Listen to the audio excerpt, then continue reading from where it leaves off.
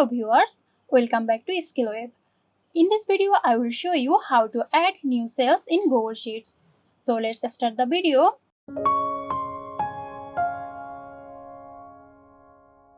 First, you have to open your spreadsheet, then select the cell where you want to add new cells. Okay, I am selecting this one. Now simply right click on the selected cell. Then after we have two options. Insert one above and insert two below.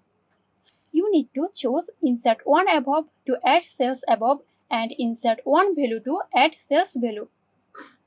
I'm gonna click insert one above. As you can see, we have a new cell. That's it, you have learned how to add new cells in Google Sheets. Stay tuned for more videos here at SkillWeb. This video is sponsored by Zerosoft. Zerosoft offers graphic design, UI UX design, digital marketing and web development. Elevate your brand with Zerosoft today. For more details, check the description box.